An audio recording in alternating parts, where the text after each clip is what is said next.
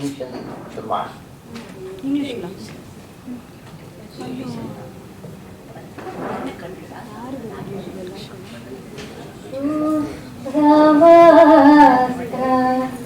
धारिणी श्वेत पद्मासनी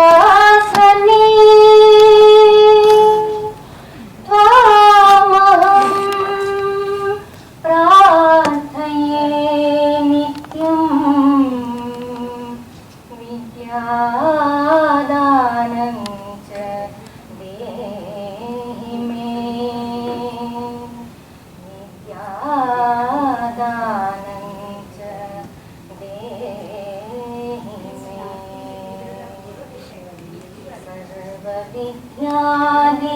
सर्वविद्यादिदेवीया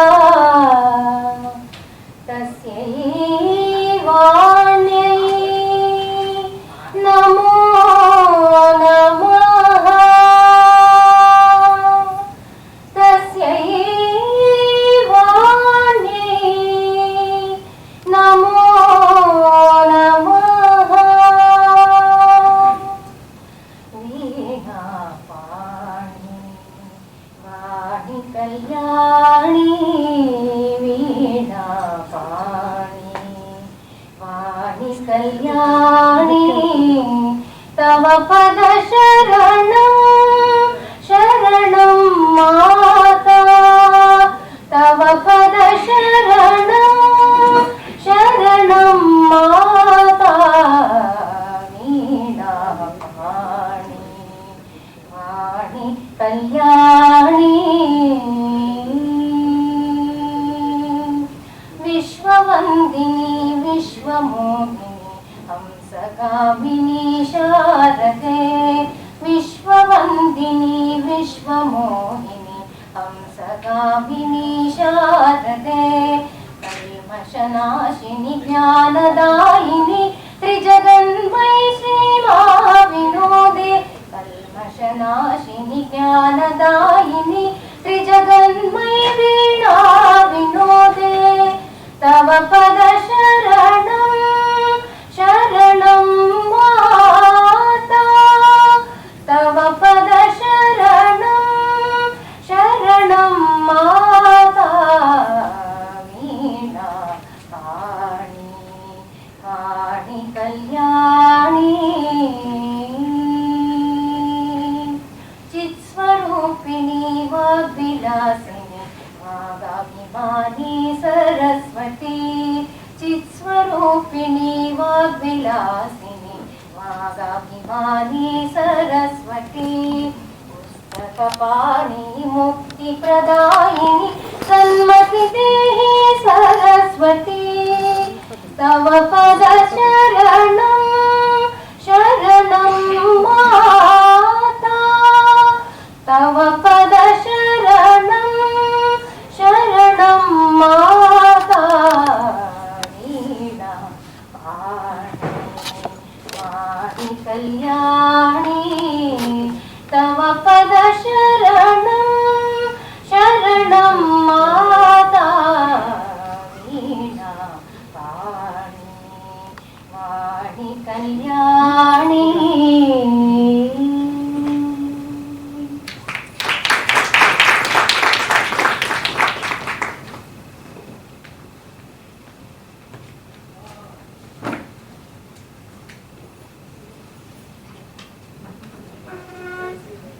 We have heard yesterday how knowledge has to be communicated. What is knowledge? What are the roots of our knowledge in Indian civilization? And how it has to be communicated? It has been communicated to us over the ages. Today, Madam Satyavati is going to take us to say what are the real aims and objectives of our Indian. For everything, there is an objective, a goal towards which you walk to achieve it. If you don't achieve the goal, there is no real what should I say, fruitfulness to practicing. Any practice should end in fulfillment of the object. But yesterday, we learned one more thing. How teaching has to be done. Teaching need not be done through some syllabus, formulated some syllabus. Is it? How you have to communicate to the mind and heart of the audience. That is the greatest lesson yesterday I received from Madam Satyavati. We are all eager to listen to her, enlarging our wisdom, understanding, to know what are real objectives of Indian music. Speaking about that, I just want to mention how we are really diverse. Just only heard a prarthana on Devi Saraswati. If today, if you are asked to do Saraswati Puja, what do? We put up a lot of books and then start actually worshipping the books. Books came much later. Saraswati's Jnana was much earlier. That was not in the form of books. Today books are really put for some insects. Not for us. We need to imbibe what our ancestors taught to us. Your mind is a computer. Store it in that. It will never be lost. Communicate to your younger generation so that it is perpetual. Then what is Saraswati? Saraswati, all absorbed here. When you do her dhyana and practice all her kalas, then you worship Saraswati. Please teach your children not to worship books, but what is the content of those books. I invite Shamala Rajesh to speak a few words on the introduction of Madam Satyavati.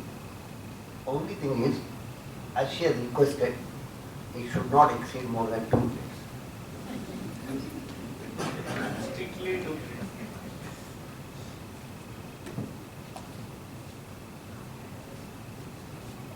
A very brief introduction about Dr. T.S.Satyavati madam. With profound music at home and 2 elder sisters in active involvement in the pursuit of music, natural development in childhood could be only musical. The child sang before the Maharani of Mysore at the age of 2 and at the 11 proved her merit as Ekasantigrahi. Sanskrit and music have been inseparable twins in the life of Dr. T.S.Satyavati. Her special training in Mridangam and musicology has equipped her with the essentials in Laya and Lakshana to explore and canalize her immense vocal potential and expertise on aesthetic, well-planned channels. Thank you.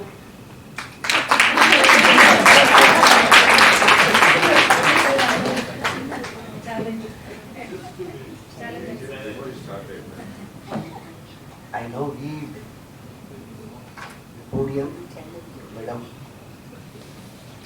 Satyavati so that she starts with Satya. Shamla knows the value of the time. Her Tata knows much well, it has been very.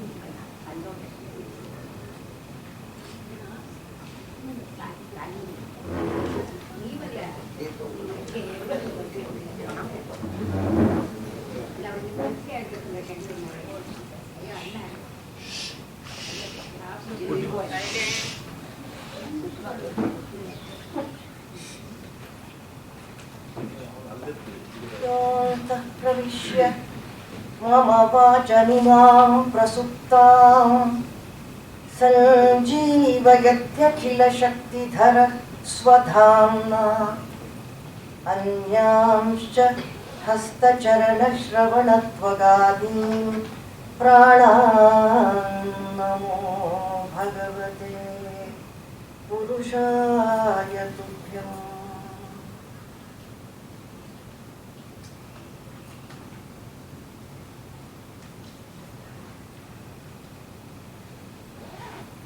Shubhodaya. My very hearty pranams to each and every one present in this august assembly. I say august assembly in the very, very true sense of the term. And I welcome you all to the second session of the twin lectures that has been organized jointly by the Mysore Association, Mumbai, and the Department of Kannada, Mumbai University. It's a great pleasure and privilege, according to me, to be addressing such enlightened people like you on the dais and off the dais. I see only connoisseurs and learned audience. So, in continuation of what we were discussing yesterday, as agreed upon, I'll be speaking in English today. We had discussed several issues, and it is inexhaustible, I should say. There are so many aspects, so many dimensions, so many colors and contours for our music. Music in general and Indian music in particular. Music itself is so enthralling and attractive, so captivating. We had to analyze it in a very, very different manner, because it's not just the theoretical aspect that we had to go through, right from the Vedas till date, what development has taken in what branches and what aspects. Like we all know the basic components of music are nothing but nada, laya. And added to that is Sahitya, which has become an inseparable part of our culture, our music culture. It has been acting as a very active carrier of our culture. And our culture, as you all know, is nothing but a sum total of values. Indian culture is nothing but values, based on values, how a person has to lead one's life. So, we have to naturally think of what are the aids to make our life more pleasurable, more meaningful, more happy. Music comes as the very first aid, because it can reach anyone, anywhere, anytime. So yesterday also we had said about that. It is Sarvakalika, Sarvajanina and Sarvalaukika. Any region, any time, any place, anywhere in the world you have music originating from their own soil. And our music is so much enriched because our culture is so rich. We have to understand this. Our culture is so rich that our music has been enriched by this very, very fertile soil where it has grown into a huge tree. I always compare our music to a very, very huge tree, Nyagrodha Padapa. So the roots are so firm that we are not swept off, but our branches are so wide and far-reaching that we say, we accept Ano Bhadra Kratavo Yantu Vishwata. Like noble ideas come to us from everywhere, but we have retained our individuality. That is because our seers, our great thinkers, our philosopher predecessors have gone so deep into every aspect, so deep. It is, nothing is left for anyone. I'm really have conviction in saying this. Left nothing for research. We have to re-research, that's all. That is, again, convince ourselves of how rich our heritage is, how rich our legacy has been, what are tradition that we belong to, and the heirs of such wonderful nation. This is all we can go on and on with any branch of knowledge as such, and the same with music also. Yesterday we were talking about the 4 types of musicians: Bhavuka, Ranjaka, Shikshaka and Kutakara. Except for Bhavuka, we were slightly talking about the rest in a negative tone. But today I change it. Because there is something positive to accept, to notice, to take from everything and everybody. And our Shastrakaras reiterate that. So Bhavuka, of course, sings out of bhava, total emotion. Emotion is prominent in that, in his singing. But what if it is given in a very, very large measure? Bhava also sometimes it's like, oh, enough. Too much of bhava. And Ranjaka, he is not, he should not be looked at in a negative light at all, because Ranjakatva is as important as enjoying the beauty of something. If you enjoy the beauty of something, you should be able to make others also to enjoy. That is Ranjakatva. You have to present it in a pleasant, pleasurable, acceptable manner, so that those who listen to you also have some kind of a feel of your own feeling. Your experience gets transferred. Sankranti ranyasya vishesha yukta. So the one who can enjoy his music himself is a bhavuka, no doubt about it. But a ranjaka comes in handy in passing it on to others also. He is and he is magnanimous, according to me. He is very good at sharing. So the Ranjakatva has to be there. If that is in excess, again, that is abhorring, detestable. Anything in excess, that is why our people very wisely say, Ati sarvatra varjaye. Anything in good measure and proportion. I come to that a little later. That proportion, everything in its exact measure. So Ranjakatva is that. And if he is too much of a showman, that is too much of Ranjakatva. He wants to exhibit his expertise in that and show off like that I know everything. That doesn't carry much. And then the Shikshaka. There has to be the Shikshana. When you are singing, when you are presenting, when you are performing, you have to have the conviction and you have to have the firmness in your thoughts, fixity in your thoughts, so that you say something with authority. But that should not go to excess of saying, I alone know everything and you don't know. Just listen to me. Do as I say. Don't do as I do. Do as I say. So this kind of shikshana, shikshakatva, it is marring. That is fatal or detrimental. So, or otherwise, that shikshakatva is also acceptable. It is required. It is needed for music or any art or any branch of knowledge for that matter. And finally, kutakara. Kutakara is actually despised in the Shastra Grantha itself as somebody who knows nothing but imitation. But imitation, if it can be fruition into emulation, without imitation, emulation doesn't come. Emulation is that assimilation of good things in others with your own sense of propriety, with your own sense of discrimination. You should know what to take. That is imbibing. That is emulating. It starts with imitation.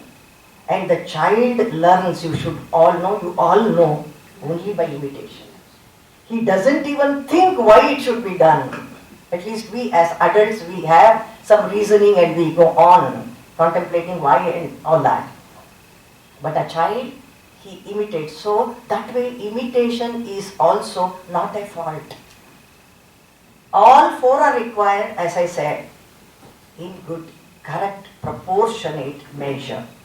So then alone, anything proportionate, discretion or auchitya reigns, rules supreme in all arts, so also in music. In music we have ghana and naya. Why only in music? In life also. We have ghana and naya. What exactly is ghana and what exactly is naya? Whatever is delicate, whatever is supple, whatever is soft, whatever is tender, whatever is very, very, very human, that is naya. Diplomacy, all that, that is naya. Whatever is that surety, kachitya, and whatever is firmness, fixity, whatever is a little bit rugged, rough and tough, that is ghana. So while ghana gives a personality, a firmness, a standing, a stature, the suppleness gives pliability, amiability. That is in life. You are adjustable. You are accommodative. That is naya. You have that conviction and you are very sure. These are only the positive things that I am saying. If it is too much of naya, then everything is gone. Mrudurhi sarvatra paribhuyate, says Bhasa. Mrudurhi sarvatra paribhuyate. He will be obscured, he will be taken for a ride and he will be exploited. This is said by Lakshmana to Rama when he loses his kingdom because of Dasharatha. He says, Mrudurhi sarvatra paribhuyate. I am not going to allow you to lose your kingdom which was given on his own by your father. Now he is taking it back. So that is too much of mrudutva. But ghana is Rama. He says, that is sacrifice. It is not my naya. Too much of naya. It is my ghanata. It is my ghanatva to magnanimously give it back to him. It belonged to him. It also belongs to him forever. Let it belong to him. So this is the kind of magnanimity that has been displayed by Rama. So that is ghanata. But if it is only ghanatva, then again everything becomes very harsh, very rude and crude, unpalatable. In music, you have to have lalitya and madhurya, which means naya. Lalitya and madhurya mean naya. That is, whether in the text or lyric that you sing or the non-lyrical alapa that you do or the kalpanaswara that you do, if there is madhurya and lalitya, it is very, very melodious, very, very pleasing to the ears. If there is that kachitya and gambhirya in what you sing, that is ghana. You should be sure of what you are singing. You must be clear in your articulation.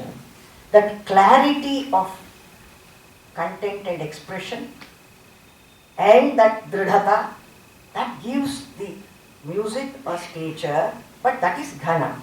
As I said earlier, nothing should be overdone.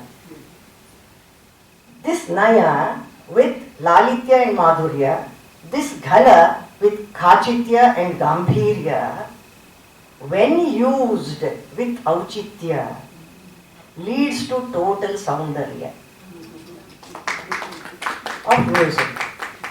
So the totality of beauty in music comes only when you can blend, have a proportionate admixture of ghana and naya. And how that ghana and naya can be brought in your music, whether it is instrumental, I am speaking of all kinds of music, vocal and instrumental, regional, anything, classical, whatever. It can be brought out only by kaku. That has been discussed in detail in our Shastra.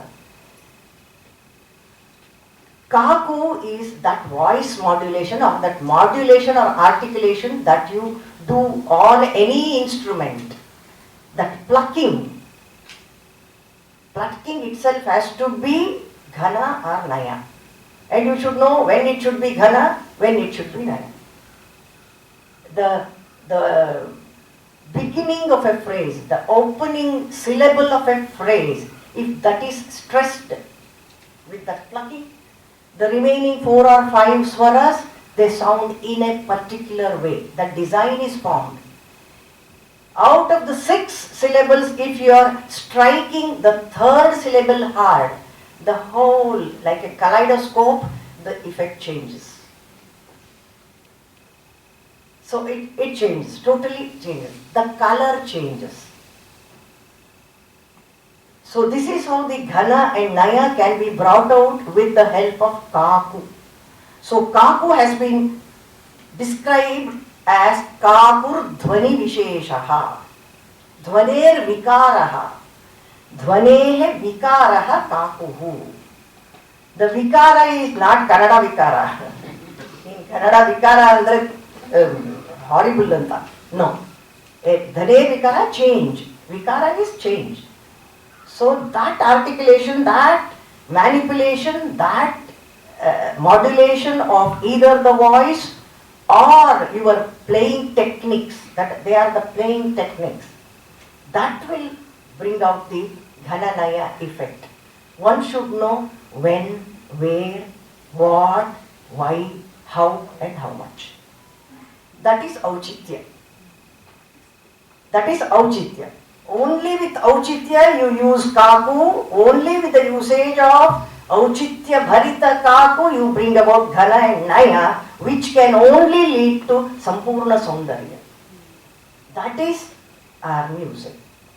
So while practicing, one has to be very, very, very careful in all this. So I can give you hundreds of examples for Lalita Sangeeta and Ghana Sangeeta. Lalita Lavanga Lata Parishila Nakomala Malaya Samire. What a beautiful, lilting, musical, melodious. You don't have to add music at all. It has music in itself. I mean, just enjoy that. Sing. That is Lalitya. But you can't go on doing that. And not merely a combination of Lalita Komala Kanta Padavali and the words in Arabhati Vritti, that is grand mouth-filling sounds, make for good music. As I said again, auchitya, I come back to that, harp on the same word, auchitya. So I can give you an example of very beautiful combination, just a combination of ghana and naya in Sahitya, in Ananta Bhatta's Champu Bharata. Champu Bharata of Ananta Bhatta, who belonged to 15th century, in the very opening benedictory verse, he offers his prayers to none other than our Ganesha. How does he do it? Kalyanam vo vidhattam, Kalyanam vo vidhattam, Karata madadhuni lola kallola mala khelan lolamba kolahala mukharita dikchakra malantaralam. Pratnam, Vetanda Ratnam, Satata Panchalatkarnatala Prarohat Vatankurajji Hirshadara Vivrata Phana Shranga Bhusha Bhujangam. One was Naya and the other was Ghana in the same shloka. In the same shloka. But the Rasa Siddhas, they all condemn him like anything for doing this. What is the aim of music or whatever finally? Have you been able to achieve this through? Again, this is only Ranjakatva. Too much of Ranjakatva. Verbosity, mouth-filling words, nothing to fill the belly. Sometimes we have something mouthful, we can't take it inside or throw it. That is how it is. So this kind of a thing will not help. Loko bhinna ruchihi. People are of varied taste. My research work, source book, that is Manasollasa, as Sir Dr. Upadhyaya also mentioned yesterday. It is composed by Chanukya Someshwara III of 12th century AD.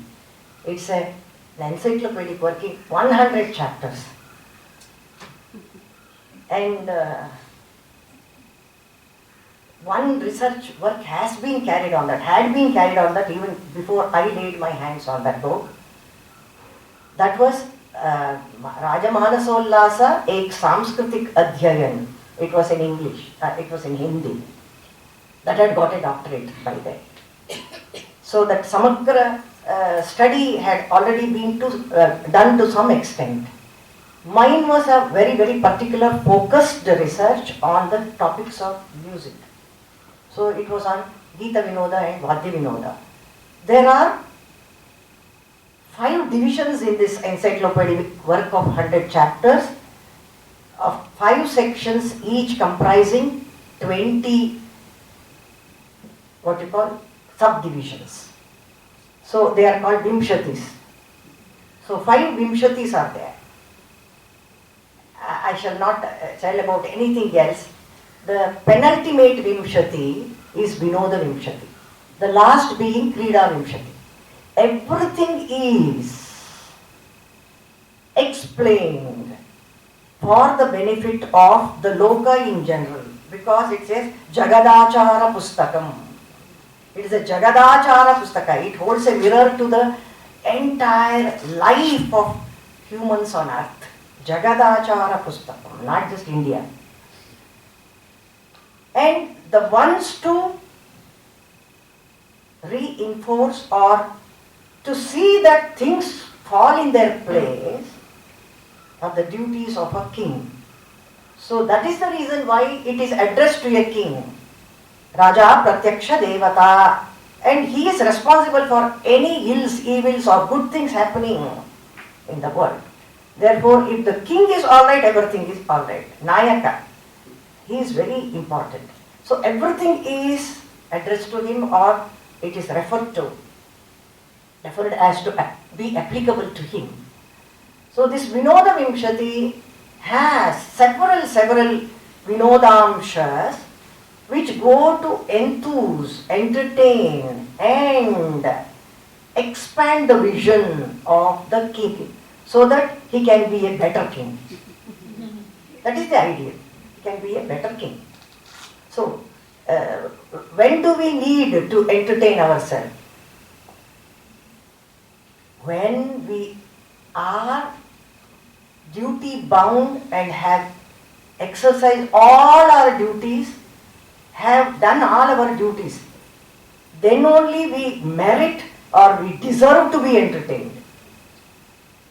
So it is not shunning our responsibilities and not doing, there is a cinema going on somewhere, morning 10 o'clock, yes, matinee, fine, morning show, fine, no.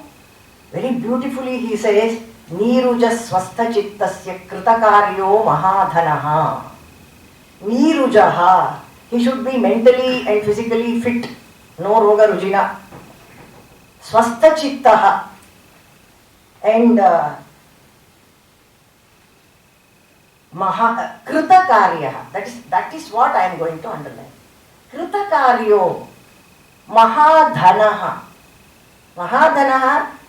He should have good sound treasure so that he can be munificent enough to support the artists, whatever, who provide him with this kind of a sumptuous meal for head and heart.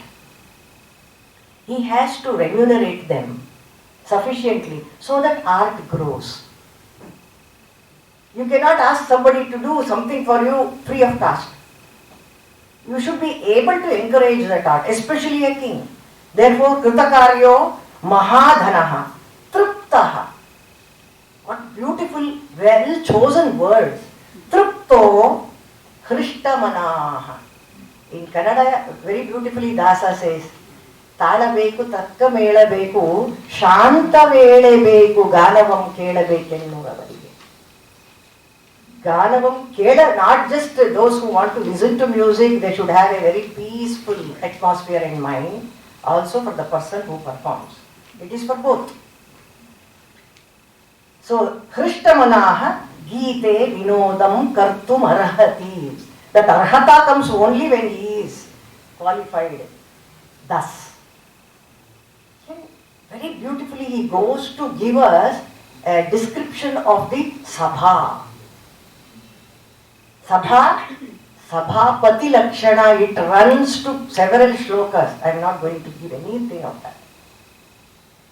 And most importantly, no other text or no other person discusses about the Sabhya Lakshanas. He does that. How should be the Sabhyas?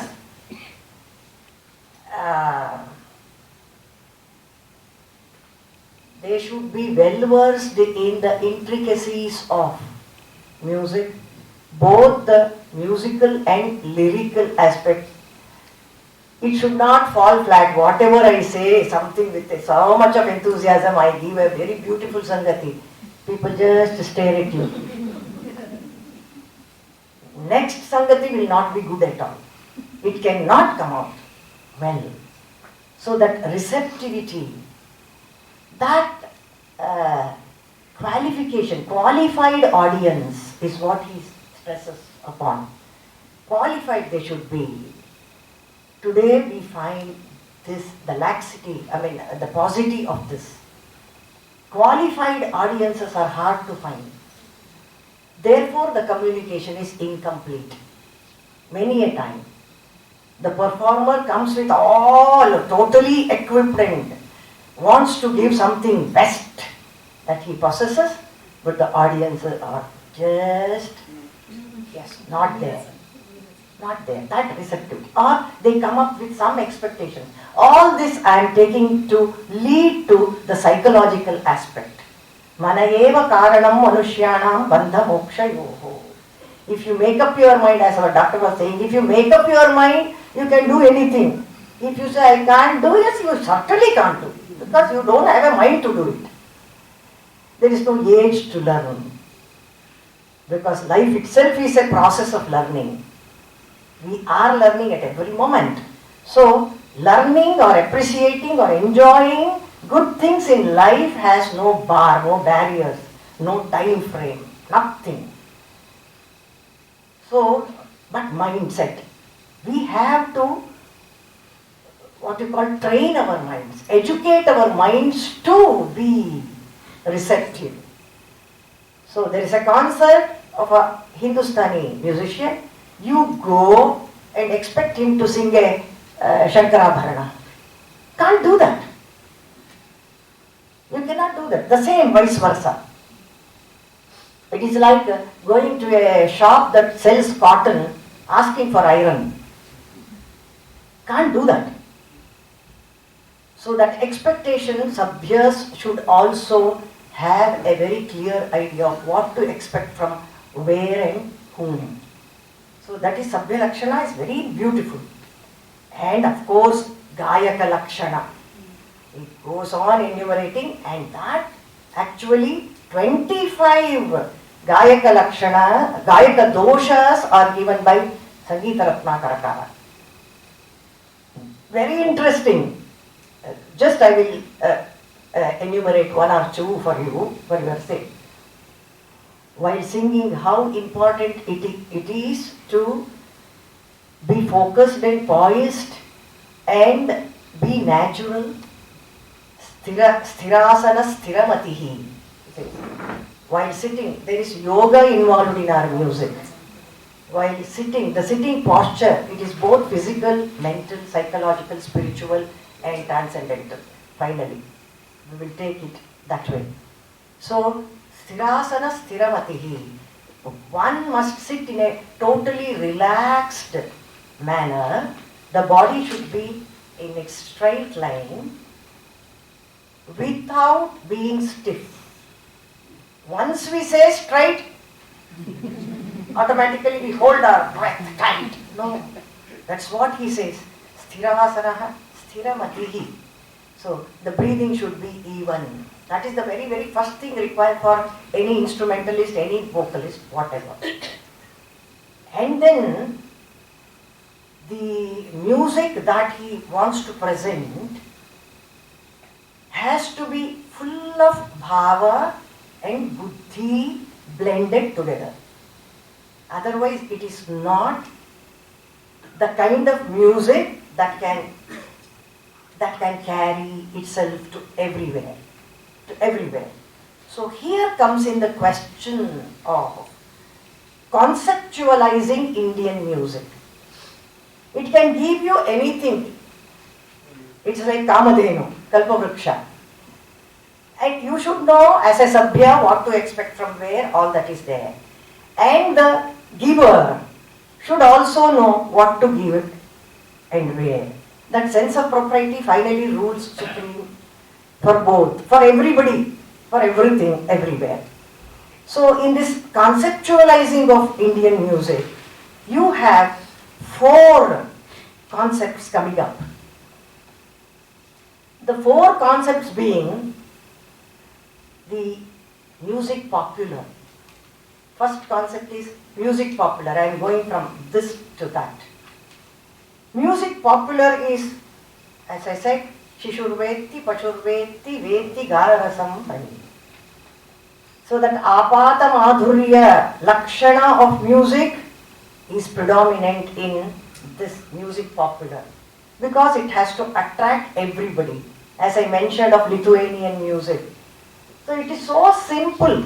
The words are so simple. They are so brief, so short, so pithy, so compact that you don't have to struggle to remember them or reproduce. And it should be conducive for Samuha Gana. Everybody should be able to join.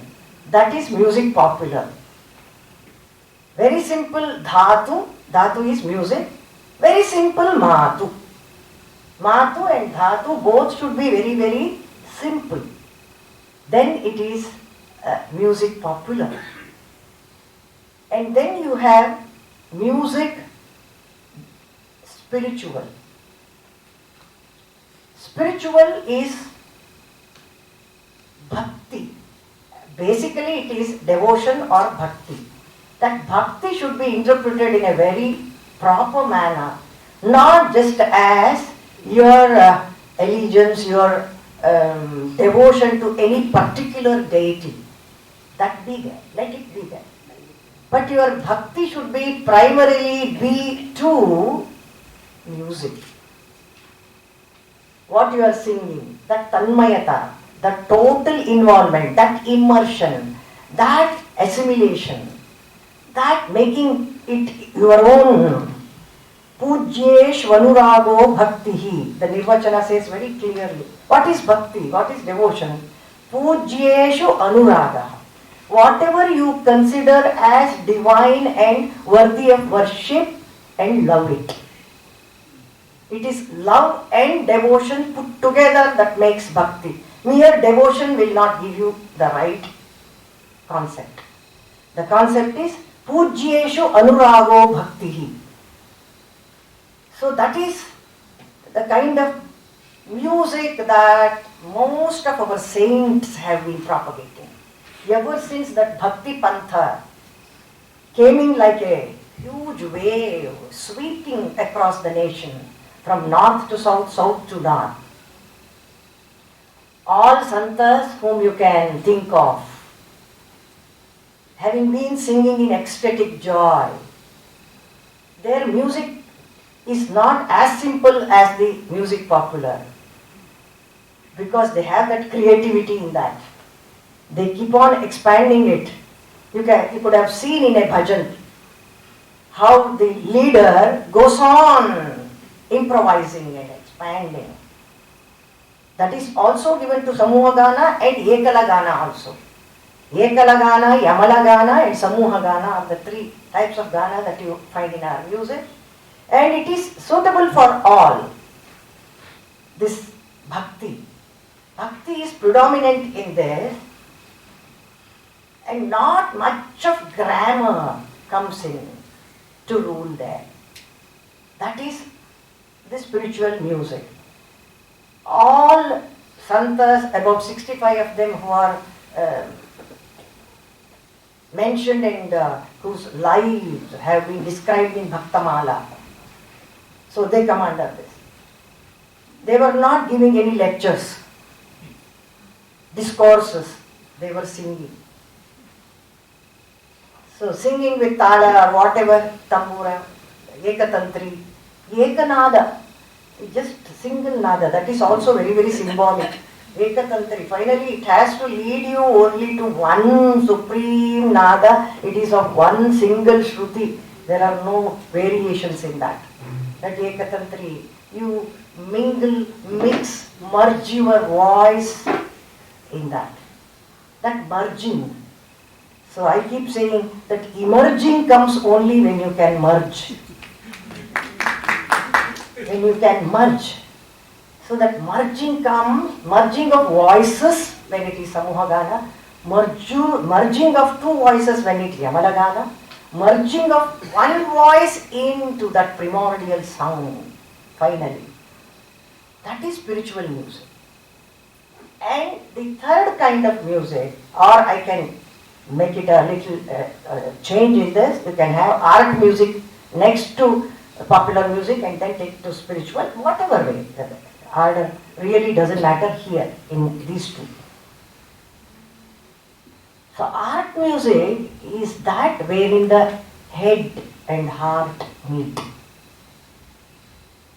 So it is intelligent music, it is buddhipurvaka, it has been developed, it is consummate, it is what you call ornate, it is ornamented, ornate, embellished music.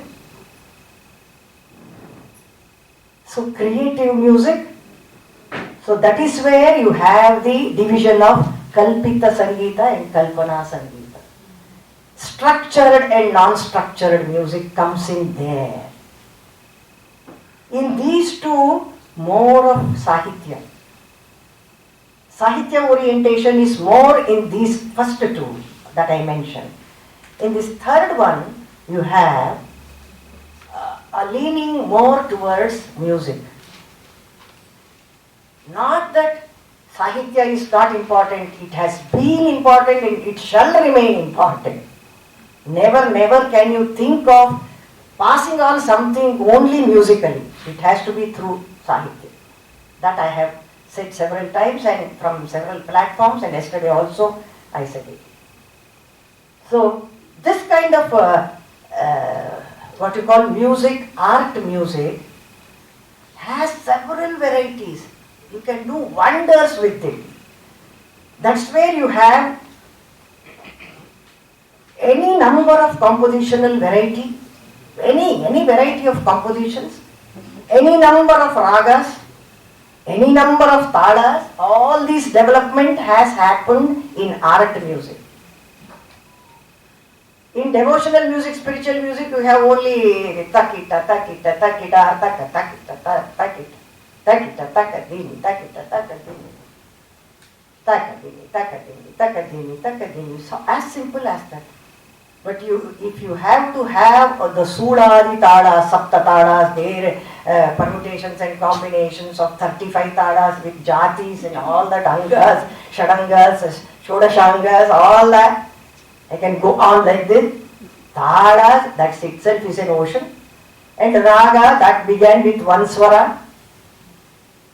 Archika, Gathika, Samika, Swarantara, Audava, Shadava, Sampurna, finally. 7. From Ekaswara to 7 swaras, oh my goodness. And then 12 swarasthanas, don't stop there. 16 swaras, finally. 16 swaras, make use of all 16 and create a full-fledged system of 72 melas, which can take in any scale of any system of any place in the world. So this is art music.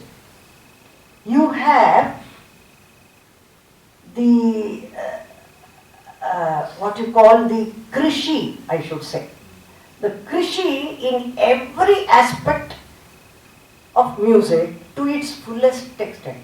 Maximum exploitation. Nothing is left. Nothing is left. No additions. So the same Pallavi, Anupallavi, Charanas, Ragamalikas or Tappas and Tumris and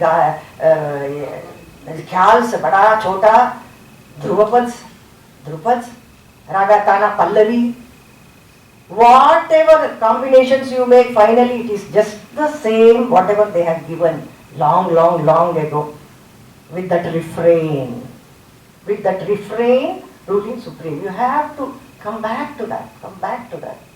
So Carnatic music also has the Sangatis developing the Sahitya Bhava or Sahityartha through music.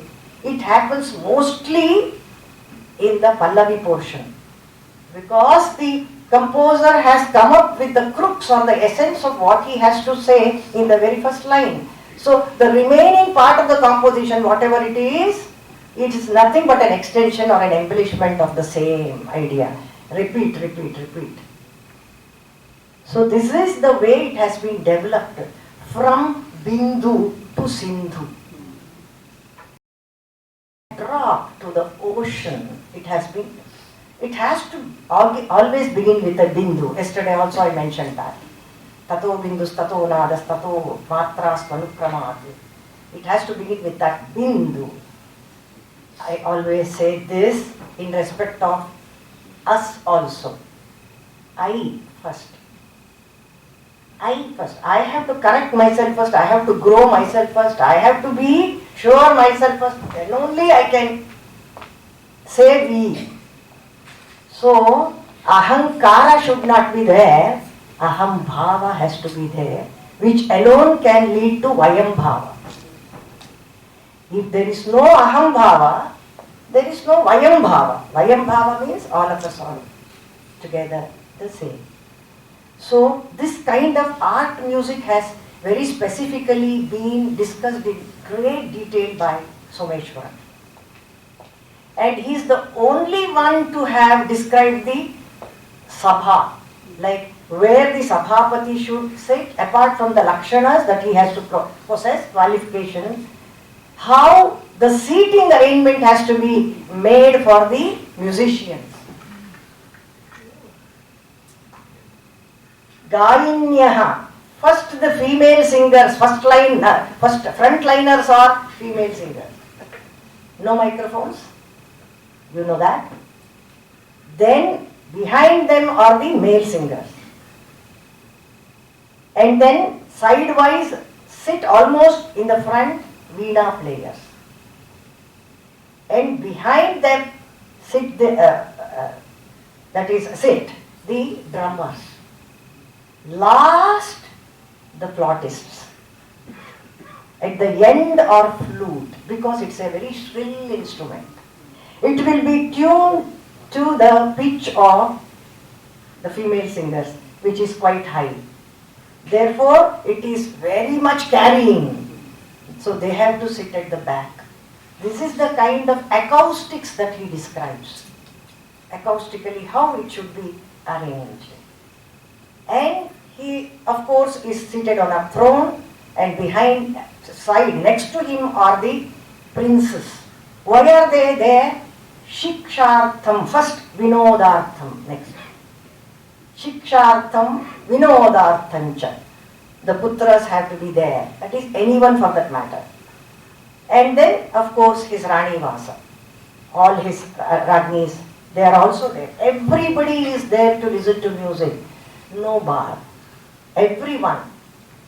So that means all of them are well equipped to, and they are deserving to listen to music. So that's how the Sabha has been very beautifully described. And when I have already told you, Niruja Swasta Chittasya Chittascha Kritakaryaha. So all duties performed, totally for the day, over. So in all Granthas, even in Vatsyayana's Kama Sutra, it says that music, dance and all such things have to happen in the evening. Why in the evening? Now no special effect. Like everybody would have done their daily duties. They would be done with their duties. That is it. That is the idea. Not it is suited, it best heard in evening. Nothing like that. So when it comes to time, particular time for singing some ragas, like we have very strictly followed in Hindustani. In Carnatic music also, there are certain ragas which are Udaya ragas, which are Sandhya raga. They are there, they are best heard. Most important or more important than that is the mindset. If you tune yourself to that raga, that mood, get into that mood is automatically created. That is how Kausalya Supraja Rama, even if you listen to it in the dead of night, you wake up. Venkateshwara Suprabhata. It is called conditioned response. Conditioned response. You keep on doing something again and again, repeatedly, with what you call a strict, disciplined calendar. Then you get used to it, accustomed to it so much that it becomes a part of you. It becomes a part of you. You don't have to struggle much. So, now coming to the different tastes that it caters to. That is again in this third portion, I want to make it very clear. That is art music. I am talking about. Still I have not crossed that, the bounds of art music. But that should lead us to the final one that comes later. So he says, people are with varied taste. Loko Bhinna Ruchihi. Manasollasakara gives us some very beautiful shlokas describing to us as to what kind of music appeals to what kind of people. And he, mind you, is the first one and only one to have given this kind of an insight into the psychological dimension of music. See, not all can like all kinds of music, that is there. But there is nothing to hate. Your temperament, your mindset, your mind frame is for a certain type of music. That's all you can say. So he says, he starts with this very beautifully.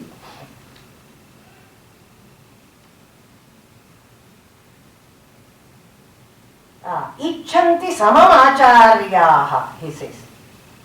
Acharyaha means who are in the preceptors, who know a lot about music in particular. So they always prefer to listen to something evenly balanced. Balanced music. That is why Ati Sarvatra they don't like any what you call overdoing of any aspect of music. If everything is in its place, in its proportion, calm and peaceful and evenly placed and balanced, then they love it. Icchanti samam acharyaha, he says.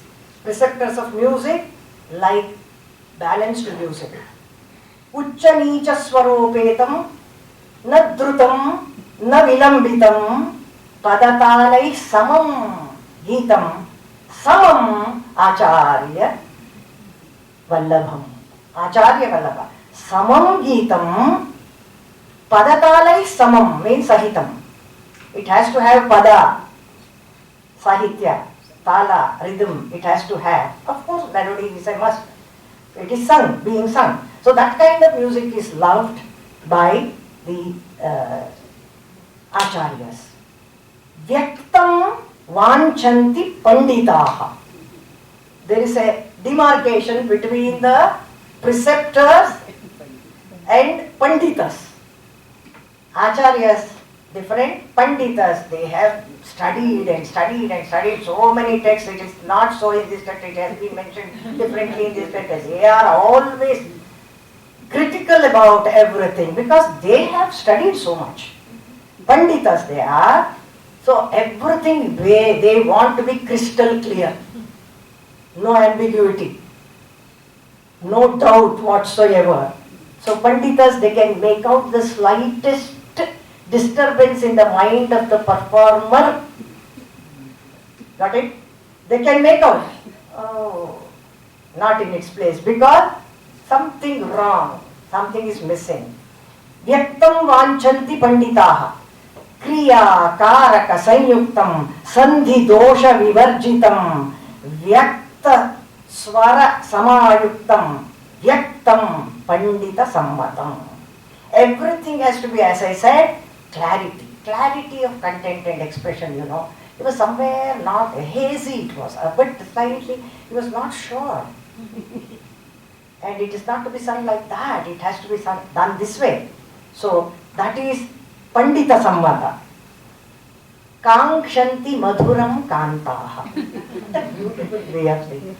Kantaha, when they are tenderly disposed, women, young girls, they want something melodious, but we are not bothered about what tala it is and how many aksharas are there, matras are there, what text, what profound sense it carries, meaning and all that. It should be pleasing to the ears. Aha, melodious. Lalitair aksharair yuktam. Komalakshara. Lalitair aksharair yuktam. Shringara rasa ranjitam. Shringara rasa ranjitam. Shravyam. Nada samopetam. That continuity of that sound, that melody has to be continuous. So, nada samopetam, madhuram pramada priyam. Succinct way, beautiful couplet. He condenses everything and gives us a definition of what a Madhura Gita is. Aksharas should be very, very lalityapurna, as I said. Vikrishtam itare janaha. Itare janaha, the common mass, the common people enjoy songs with that they are Vikrishta. Vikrishta, what are Vikrishta? Comprising high-pitched notes, rendered variously with all circus. He was mentioning it as well. Kacheris are nowadays becoming circus. Yes, that's all. Some exercises, extravagant exercises in the swaras and all that. They neither enjoy themselves nor allow others to enjoy. Even if people want to enjoy, they don't allow them because of that high pitch. Today I was saying from some other platform, very recently, the music today is ruled by three things: pitch, speed and volume. Just see if you agree with me. Pitch, speed and volume. Artists are asking for volume. The violinist will be asking, and immediately the mridanga player says, monitor, more on the monitors.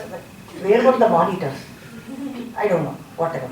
Monitor, more volume, I can't hear my own voice. It happens because the acoustics, that science of acoustics has grown and developed so much, we can't blame that. That is volume. And pitch. They are not happy singing anything in the middle octave, let alone the lower octave. They never touch the lower octave. It ends with the shadja at the most. And then madhyasthai, quickly do away with that and go to tara. Tarasthai, go there and as high as possible. Panchama is the limit in Carnatic music. That has been crossed long back, and it goes to the tara, atitara shadja also. Then claps. The applause comes automatically when you rest on that panchama. So that is the pitch. And speed, no slow tempo. My pranams to Hindustani musicians because they still start slow. The very beginning is so, it has to create that mood and atmosphere among the listeners to be peaceful. Be patient, I say. Shanta vede beku. You cannot gulp it. No, music cannot be gulped. It has to be savored. Bit by bit, in small measures. And you have to internalize it. It has to percolate. It has to get into your system. Allow it to go. Then only that final thing, fruitioning happens. What I am going to touch later. So, this pitch, speed and that speed, high speed. And nowadays they claim to be experts in articulating something, the notes at the highest speed. So 7 kala varnas have come. We were singing only 3. And now 5 speeds. With Trishna, of course you can do 5 speeds. 5 speeds or 6 speeds. Or if you take it in a very, very slow tempo, 6 kalas, whatever. Then the kala itself is, that is the canvas. Kala means the canvas. If the canvas itself is big, then you can have it. Have some 4, 5, 6 speeds. No regular speed of 3 speed varna you take and sing 6 speeds or 7 speeds. Double. Or sometimes it becomes gradient also. Because you have no time measure there. You can't do whether it is doubled or just a gradient little. All this is happening because speed is catching up so speedily. All of us are being swallowed by speed. So this is liked by the common people. They will be waiting for that. When he is going to reach that Panchama, waiting to clap, his hands are itching. So, Vikrishtam itare janaha, swarair uchatarair yuktam, prayogair bahuli kritam. No straight notes at all zigzag, vakra. Sing one in the lower octave and one in the higher. Do that. Vikrishtam nama tadgeetam itaresham manoharam. Shura sotsaham icchanti. The soldiers, our soldiers who are guarding our nation, the frontier guards, sotsaham icchanti. To enthuse themselves, they expect you to sing something that is very rhythmic and that is very vibrant, very lively, and in the Madhyalaya, and pep up their strength and vigor and power. They want that. Sotsaham icchanti, the brave love to listen to rejuvenating music.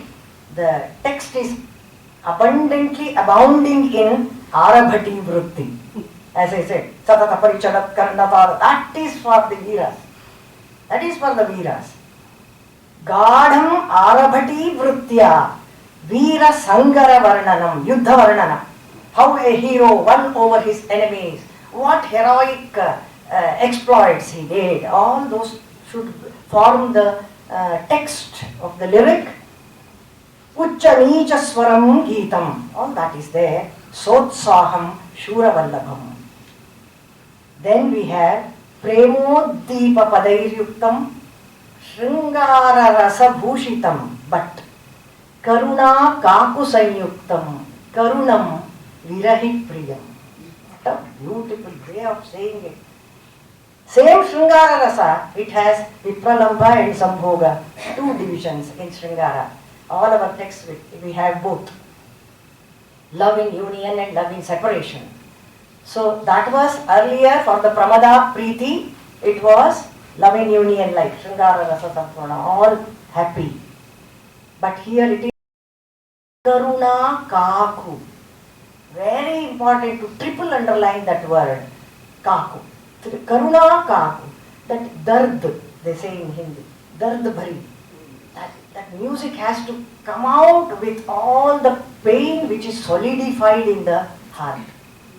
That should liquefy and come out in the form of the articulation. Karuna Kaku Sanyuktam. And of course the words have to be that, evoking Karuna Rasa.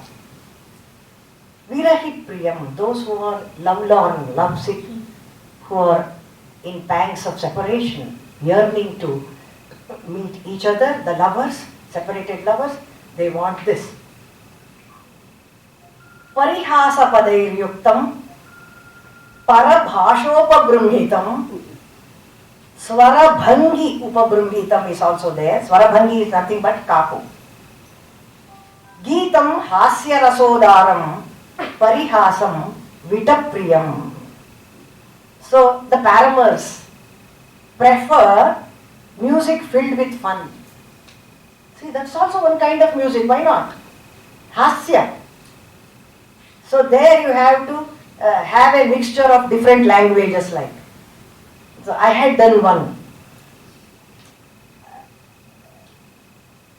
Slowly, slowly came a Gopamma here.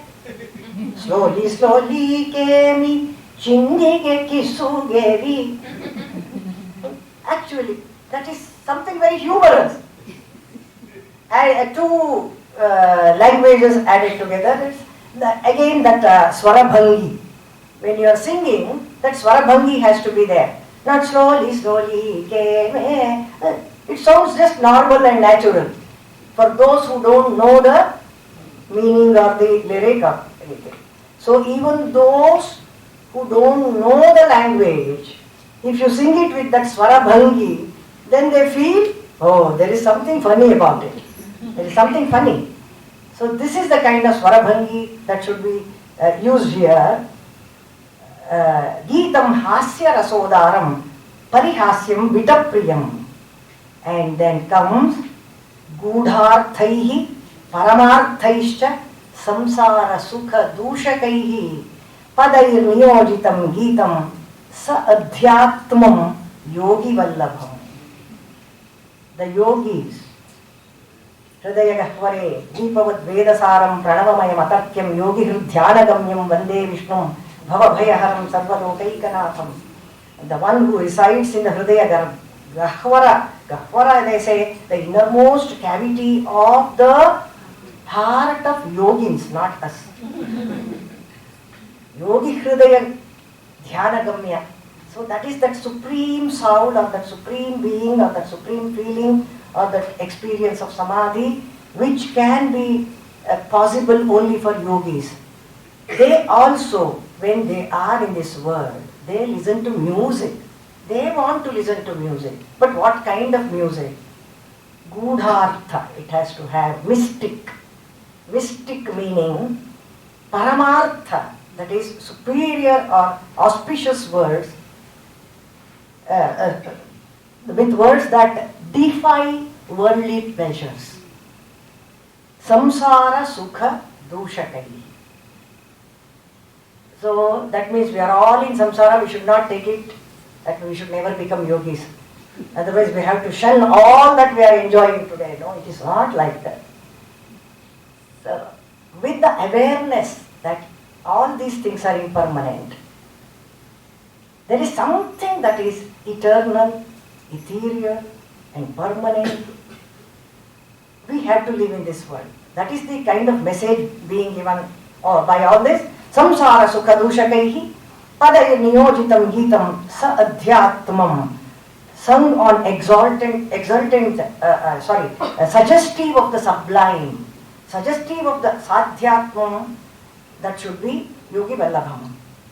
And sotsava mangalam geetam, those who are in a very happy, jubilant mood, in a celebration, mood of celebration, they want mangala geetas. Naturally, people in a celebrative mood favor mangala geeta, song with auspicious words set to raga Shuddha Panchama, he says. He mentions the raga there. So mostly that raga was being used. Don't ask me how did it sound. Shuddha Panchama. Yesterday I have said it very clearly. The ragas remain by names. And some ragas, raga names are there even to this day, but the lakshanas we do not know. Including that Hindoda I mentioned yesterday. Kalyani, Todi. Todi has been mentioned by Manasoda Sakara. He mentions 3 types of Todi. Shuddha Todi, Dulli Todi and Turushka Todi. Turushka Todi, it is an imported Todi. The Chaya is a mixture of Turushka. And Kalyani was not supposed to be suitable for any musical composition. Venkatamaki very clearly says that Kalyani Turushkanam Atipriyaha Prabandheshu Ayogyaha. Very clearly. But we have so many compositions in Kalyani today. See, things that may have changed, we should not keep on questioning all this and unnecessarily wasting our time on that. What we have is rich enough to make us richer. So, Shubhavakyai Yutam Geetam, Shuddha Panchama Nirmitam, Vivahadi Utsave Geyam, Mangalam Mahila Priyam. I told you how there was a group of ladies singing and singing all the way through the Upanayana program or a Vivaha program, a Puja program, whatever, Vrata. Music has become a, what you call, it is interwoven with our lives, all occasions. So, Shubhavakyai Yutam. And last one we have Devata Stuti Sanyuktam Tat Prabhava Prabodhakam Astikyotpadanam Geetam Stotram Bhakta Janapriyam. They are also a category of people, devotees. They are not bothered about all the rest of the things there.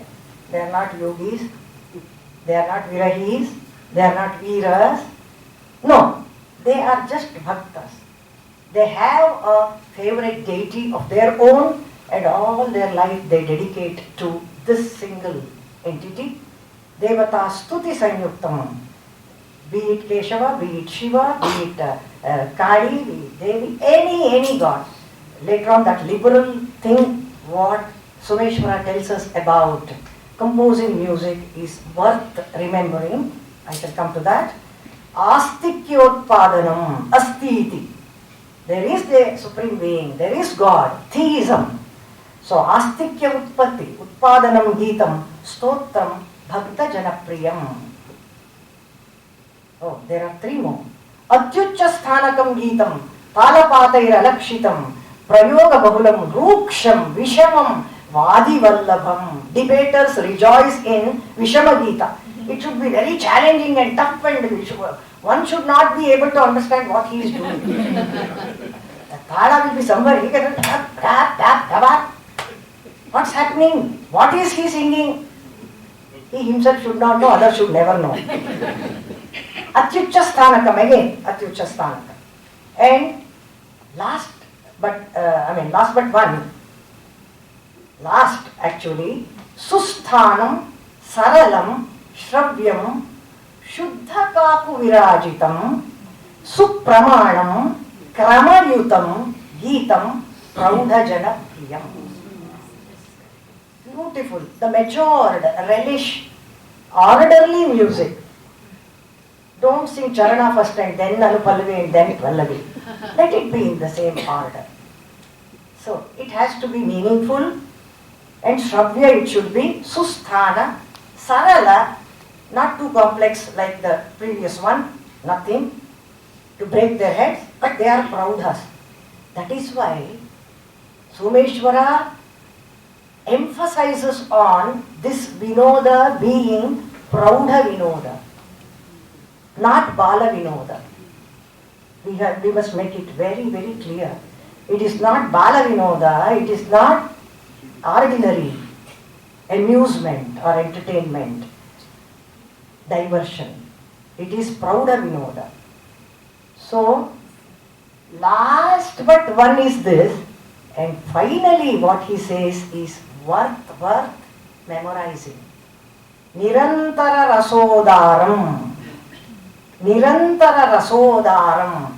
Nana Bhava Vibhavitam. Nana Bhava Vibhavitam. There is Dhana, there is Naya, there is Shoka, there is Veera, there is Utsaha, there is I'll come to that later. What are the effects or impact of music in general? There are only three. I'll come to that. Anyway, it should be very, very pleasing. Shravyam, Hridyam, appealing to the heart. Most important to be double underlined, Anudvegam. Anudvegam. Not to increase your palpitation, heartbeat. What next? No, it should be Anudvegakaram, should not raise your BP. Anudvegakaram Uttamam Geetam Uchyate. Finally he concludes saying, This is the Lakshana of the ideal Gita. Uttama Gita has to have these Lakshanas. It has to have Nirantara Rasodaram, not a dull moment, not an insipid, sapless, dry moment of listening. That is Nirantara Rasa, Udara, profusion of Rasa. What is Rasa? Let us think about it. What is Rasa? Nana Bhava, we know that emotion. Nana Bhava Vibhavitam. Of course, music itself is for melody, Shravyam. And what goes here should not go away from here. It should get percolated into the heart. So he says, Hridyam. Hridyam, Anudvegam. That is supposed to be Uttamam Gita Muchyate. Here I quote one very beautiful statement from none other than DVG. Kaleya karyavu hage. This is how art works, he says. Eradu darjegalulladu. It acts in two levels. ಮೂರು ದರ್ಜೆಗಳುಳ್ಳದ್ದು ಎಂದೂ ಹೇಳಬಹುದು. No, I correct myself. He said it is documented in his Gyapaka Chitrashala. So ಮೂರು ದರ್ಜೆಗಳು ಉಳ್ಳದ್ದು, no, not two. First he says two levels. No, it is of three levels, I should say. ಅದು first thing that it does is ಕಾಲಕ್ಷೇಪ ವಿನೋದಕ್ಕೆ. First it is for ಕಾಲಕ್ಷೇಪ Vinoda. Just time pass. Vinoda, entertainment, mere entertainment, diversion, you listen to it, clap and forget and go away. That is its first, but Vinoda is important. First you should learn to enjoy that much music. ಆಮೇಲೆ ಅದು ಮನೋರಂಜಕವೂ ಆಗುತ್ತದೆ. ಕರ್ಣರಂಜಕವಾಗಿದ್ದು ಮನೋರಂಜಕವೂ ಆಗುತ್ತೆ. So good, no? You remember it. You feel like going and listening to that person of that instrument or whatever again. That is Manovikasa vada mele, Manovikasa, that is preparing your mind for music. That is Manovikasa. Ada mele Jiva Chodakavu agabahudu. Jiva Chodakavu agabahudu. It may inspire, it may create that spark in you for upliftment. Jiva Chodana, what a beautiful word.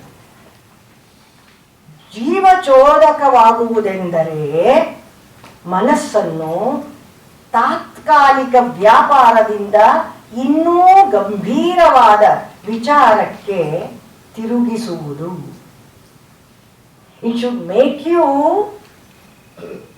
turn towards something more profound, more deep, more valuable, more lasting.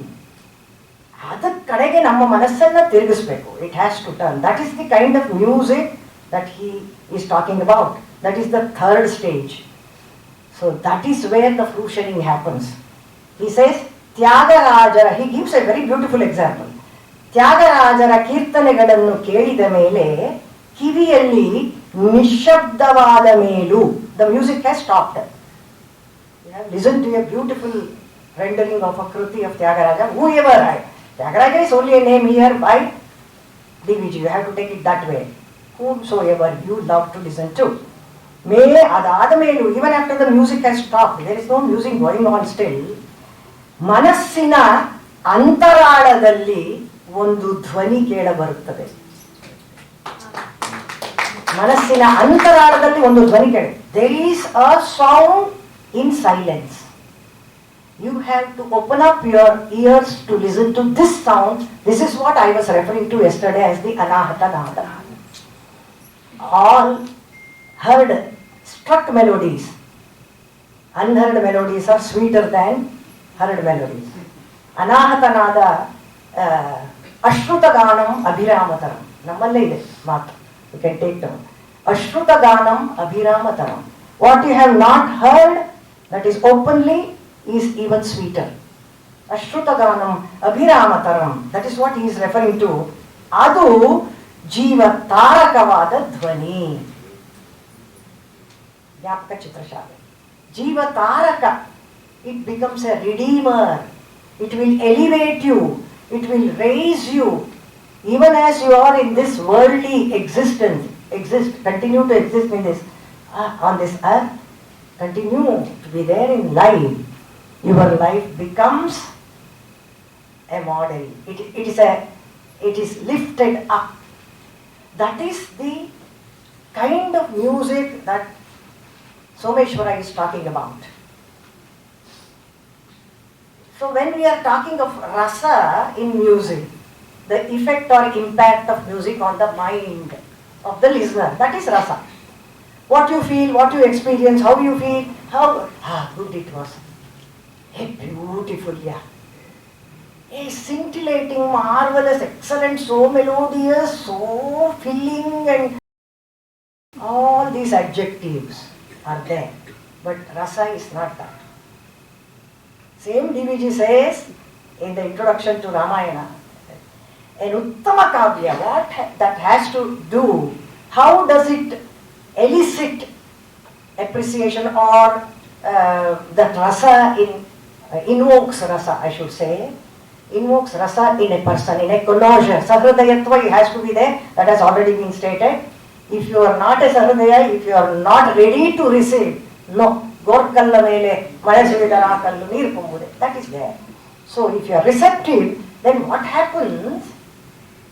You have that kind of a feeling within you when you are left with no words to appreciate. At the most you may say, oh ho. This is what he writes. ಆಹಾ ಎನ್ನಬೇಕು, ಓಹೋ ಎನ್ನಬಹುದು, ಓಹೋಹೋ ಎನ್ನಬಹುದು. That is ರಸ. ರಸಾದಿ ಶಬ್ದ ಸ್ವಪ್ನೇಪಿನ ವಾಚ್ಯಾ says ಧ್ವನಿ ಆನಂದವರ್ಧನ. ಸ್ವಪ್ನ ರಸಾದಿ ಶಬ್ದ ಸ್ವಪ್ನೇಪಿನ ವಾಚ್ಯಾ. ಈಗ ನಾನು ಒಂದು ಹಾಸ್ಯರಸವನ್ನು ಉಕ್ಕಿಸುವ ಸನ್ನಿವೇಶವನ್ನು ವರ್ಣನೆ ಮಾಡುತ್ತೇನೆ. I am now going to narrate a humorous incident to you. Never. Nobody will laugh at the jokes. They will laugh at you. So, ಹಾಸ್ಯ ಯಾವುದೇ ಆಗಲಿ, ಅದು ಹಾಸ್ಯ ಆಯಿತು. ಈಗ ಶೃಂಗಾರ ಹೇಳ್ತೇನೆ. ಏನು ಹೇಳೋದು ಶೃಂಗಾರದ ಬಗ್ಗೆ? No. It has to be delineated. That is why we say rasas are not produced. Rasas are delineated. They are depicted. ಅದು ಕ್ರಮದೀಪ್ತವಾಗಿ ನಿಮ್ಮೊಳಗೆ ಹುಟ್ಟಬೇಕು. ಕ್ರಮದೀಪ್ತ. ಇಟ್ ಈಸ್ ನಾಟ್ ಕ್ಷಣದೀಪ್ತ. ತತ್ಕ್ಷಣಕ್ಕೆ ಹೀಗಾಗಲ್ಲ. It is like cooking. It cannot happen all of a sudden. It has to happen gradually. That elevation has to. If you have to rise up, you have to climb the ladder. You have to keep your steps on every rung and then proceed. So the steps are inevitable. You cannot give up that. So that is the kind of rasa we are talking of. When he says nirantara rasodaram, this is what he means. Nirantara rasodaram. Bhavas, of course, are transitory. Rasa is nirantara. This differentiation also is very subtle. Very subtle. Some people don't find the difference between bhava and rasa at all. That's very sad. Sthayi bhava, vibhavanubhava, vyabhichari sanyogad rasa nishpattihi. There are so many bhavas, play of bhavas before the bhava, a particular bhava, fruitions into rasa. For instance, in a kavya, in sahitya, in a nataka, in a drama, you are watching somebody killing someone, whatever the reason is. Immediately, if you are of an allade, that is weak heart, you may feel, oh, I can't watch it, I can't see. That is different. But if it is artistically presented, wow. Maybe that is Vibhatsa, maybe that is Veera, maybe that is Raudra, maybe that is Bhayanaka, Bhayanaka, Adbhuta, let alone Shringara, Hasya and Karna. That is the kind of feeling you must get after watching anything that depicts any bhava. So if it has fruition to rasa. If it has not fruition to rasa, it remains in the level of bhava, then it cannot be nirantara rasodara. That bhava is very, very temporary. It's not permanent. It doesn't leave an indelible mark, imprint on your mind and doesn't fruition you. That what you call transformation from within doesn't happen. The transformation has to happen means it has to raise itself to rasa. Otherwise, the sthayi bhava is there with us all. When you watch somebody killing someone on the street, it never depicts on any rasa. There is bhava. There is only bhaya. There is only jugupsa. There is only vismaya. So these are all bhavas. But adbhuta is a rasa, veera is a rasa, karuna is a rasa. So rasa, that is why is described as detached joy. Whatever be the bhava, if it functions to the state of rasa, you feel joy. That joy is unmixed joy. That can happen only in art. Please note it. It can happen only in art, not in real life. In real life, we are experiencing only bhavas. That means if we want to elevate ourselves from this mundane realm of bhava and graduate to enjoying rasa, we have to resort to art. That is the message. Art alone can be the amrita madhyama. It is the golden milky path to our salvation even as we are alive. That is jivan muktata. We don't have to die to achieve moksha. Moksha is possible here. That is the reason Manusmriti underlines only Trivargas. He doesn't speak of moksha. If you follow these three, automatically moksha is yours, he says. He doesn't get into the problem of discussing moksha here in life and afterlife, nothing like that. Dharmartha, kama, trivarga, you follow it promptly, properly, then moksha is at hand. So, this is the concepts of our very beautiful way of conceptualizing our music. The last is that transcendental, for which the introduction has already been given by our DVG.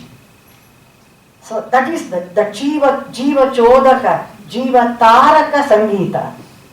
That which can elevate you from this mundane, that alone can happen. As I said, detached joy.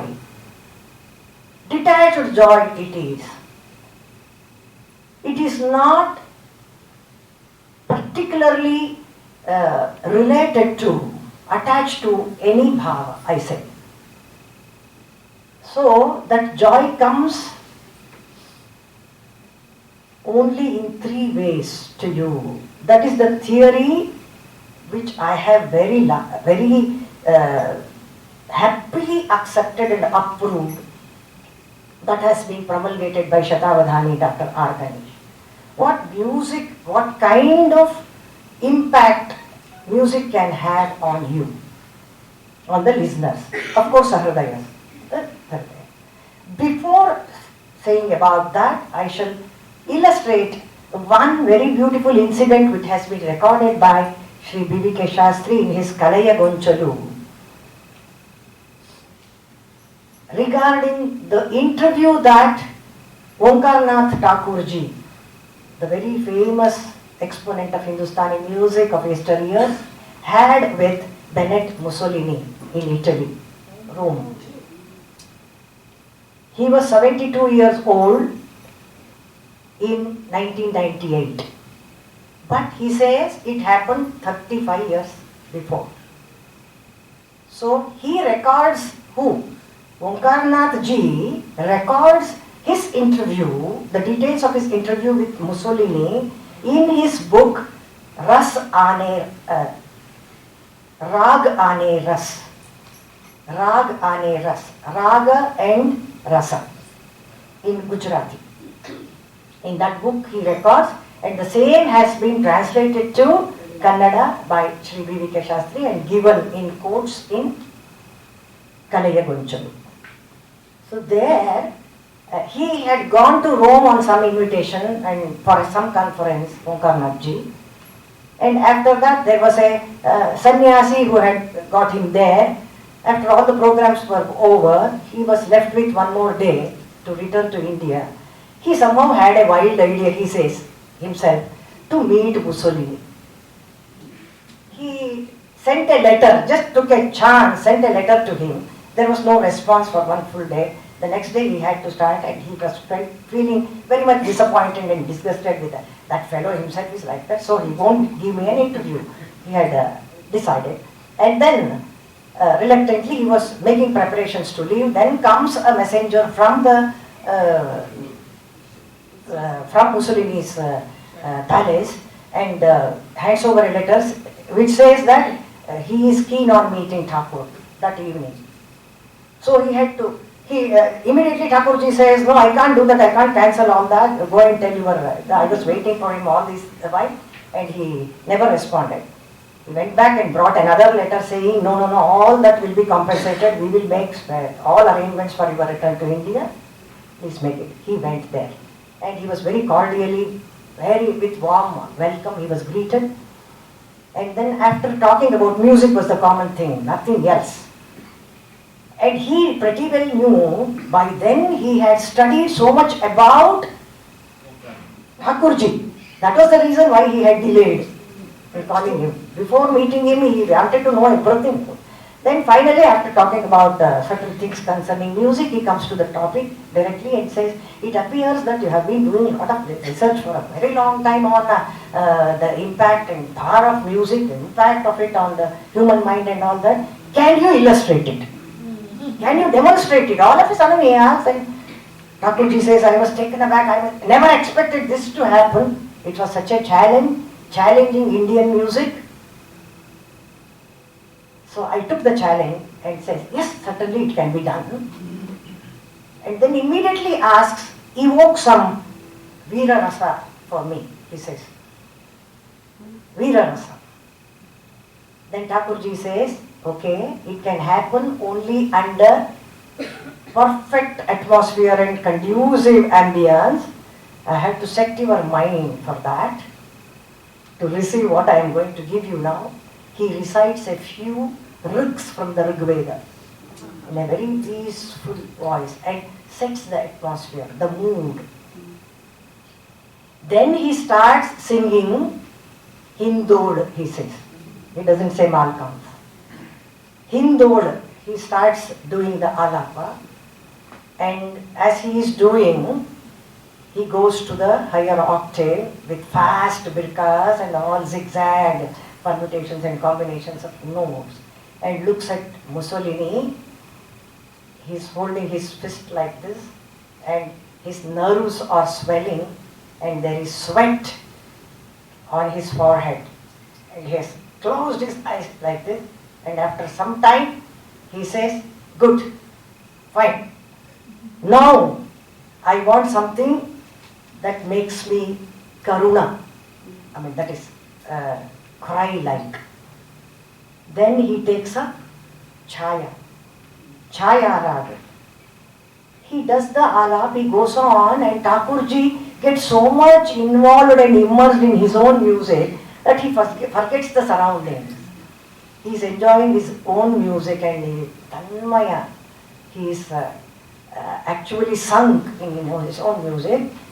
And after some time he opens his eyes to see streams of tears rolling down the cheeks of Mussolini.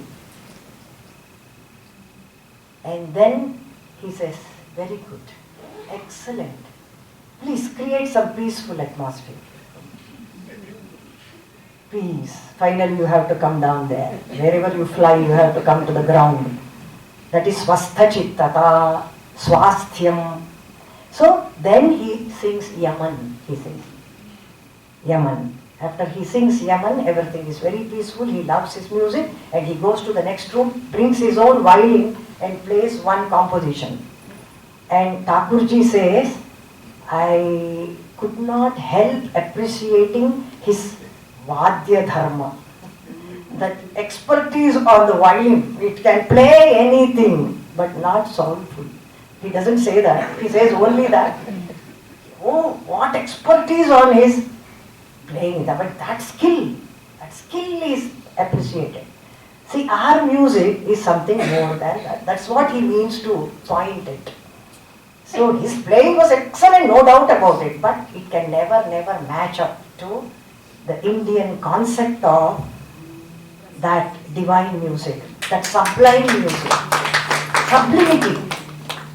That sublimity has to be experienced, which is experienced by the yogins, and they also do not keep quiet. Our Chandogya Upanishad says very beautifully that they also keep singing in the mukta state. Mukta state, not mumukshavaha, those who seek liberation. They are liberated ones. The liberated ones, what do they chant, what do they sing, what do they realize within themselves? That is that primordial Om Ityetadaksharam Udgitam Upasita. That comes in the Chandogya. Om Ityetadaksharam Udgitam Upasita. Yesham Bhutanam Prithvi Rasaha. Yesham Bhutanam, this Prithvi is the rasa of all these. Bhutas means beings. All beings, animate, inanimate, everything. Prithivyaha apo rasaha, water. Apam oshadhayo rasaha. Oshadhinam purusho rasaha. Purushasya vak rasaha. Vacha rik rasaha. Rik. Richaha sama rasaha. That is why Krishna says, Vedanam Samavedos. Samna Udgito Rasa. This Udgita that he is referring to. Sayesha Rasanam Rasatama Parama Pararghyaha Ashtamaha Yadudgitaha. So, if you ask me if there is an 8th swara, apart from the 7 swaras, yes, that is Omkara, Udgita, which we are yet to realize. We know only 7 notes. The 8th, Ashtamo, Rasa, Rasaswarupa, that is the Omkara, Pranava, Anahata Pranava, which permeates the entire universe. All our efforts of this expressed music is towards that implicit sound. So music is dhvani. Yesterday I began with that. So only through suggestion that we can take ourselves, elevate ourselves to that supreme sound which lies within ourselves, which is there only to be realized, not to be expressed. It is inexplicable. That is rasa. Whatever is inexplicable is rasa. So whatever is experienced here in the material world like this has been brought to 3 moods that it can elicit. Our music can elicit 3 moods. One is dhruti, the other is deepti, and the third one is vikasa. Only these 3. No 4th one, I don't see any 4th one. This has been given to us by Shatavadani Dr. R. Ganesh. I must mention that. He says, dhruti is that kind of music, when you listen to it, when a Sahridaya listens to it, all that pent up agony, that grief, whatever has got accumulated over a period, gets liquefied and comes out in the form of tears. That cleanses you. It's a cleansing agent. music becomes a cleansing agent then, and this is what has been said by our Ravi Shankarji. Somebody, when he came to Bengaluru, asked him, what do you expect your music to do? They say it has therapeutic value. It can, I mean, by music you can grow crops better. You can make the cow yield more milk and make the meghas pour down rains and all that. Do you believe in all this? Do you think it is possible? Can you do all that? Then Ravi Shankarji said, I believe. This also has been recorded by Sri B.V.K. Shastri, my guru. He said, I believe, I really don't know about all those things.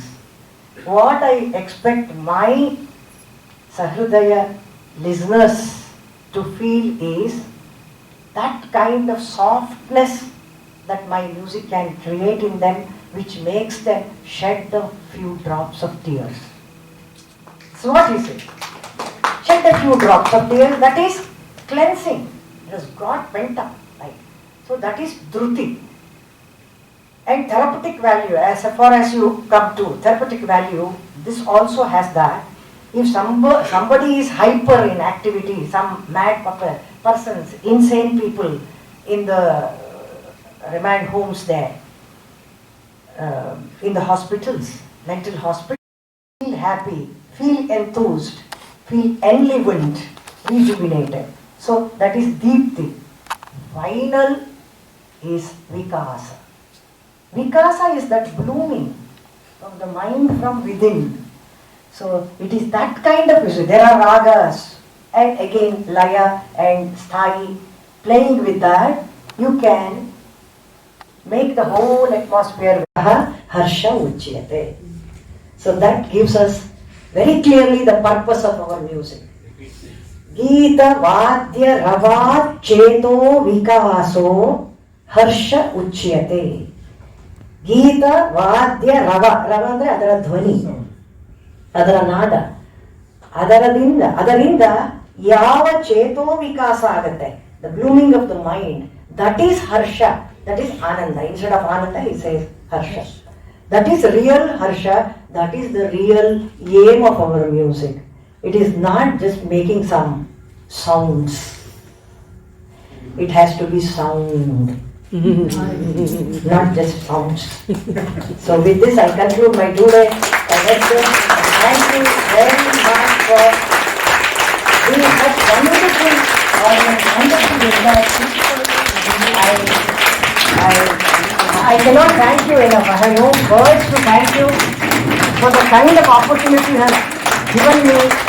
I went on and on without stopping anywhere. Didn't know where to stop, how to stop, what to say. I just went on with whatever thoughts I had, whatever musings I had on music, and you have given such a patient listening to that. I am beholden to you all. Thank you. ಇದು ಬಂದಿರಬೇಕು ಅಂತಹ ಪೂರ್ಣದ ಭಾಗ್ಯ ಅಂತ. ನಿನ್ನೆ ಮತ್ತು ಇವತ್ತು 2 ದಿನಗಳ ಕಾಲ ಸಂಗೀತದ, ಭಾರತೀಯ ಸಂಗೀತದ ಹುಟ್ಟು, ಬೆಳವಣಿಗೆ, ವಿಕಾಸದ ನಾನಾ ನೆಲೆಗಳನ್ನು, ವಿಭಿನ್ನ ನೆಲೆಗಳನ್ನು ಅದ್ಭುತವಾಗಿ, ಅದು ಉತ್ಪ್ರೇಕ್ಷೆ ಅದ್ಭುತವಾಗಿ ತೆರೆದಿಟ್ಟಂತಹ ಡಾಕ್ಟರ್ ಸತ್ಯವತಿಯವರಿಗೆ ಸಮಸ್ತ ಮುಂಬೈ ಕನ್ನಡಿಗರ ಪರವಾಗಿ, ಸಮಸ್ತ ಸಂಗೀತ ವಿಶ್ವವಿದ್ಯಾಲಯದ ಪರವಾಗಿ, ಮೈಸೂರು ಅಸೋಸಿಯೇಷನ್ ಪರವಾಗಿ ನತಮಸ್ತಕರಾಗಿದ್ದೀವಿ. ಬಹುಶಃ ಎಂದೆಂದೂ ಬರೆಯಲಾಗದಂತಹ 2 ದಿನಗಳನ್ನು ನಾವು ಇಲ್ಲಿ ಕಳೆದಿದ್ದೇವೆ. ಸಾರ್ಥಕವಾದಂತಹ ಒಂದು ದಿನವನ್ನೇ ಕಳೆದಿದ್ದೇವೆ. ಸಂಗೀತದ ಹಿರಿಮೆ ಏನನ್ನೋದನ್ನು ನಾವು ಜಗತ್ತಿಗೆ ತೋರಿಸಿದ್ವಿ. ಮಾತು ಮೌನವಾಗಿದೆ. ನಮೋ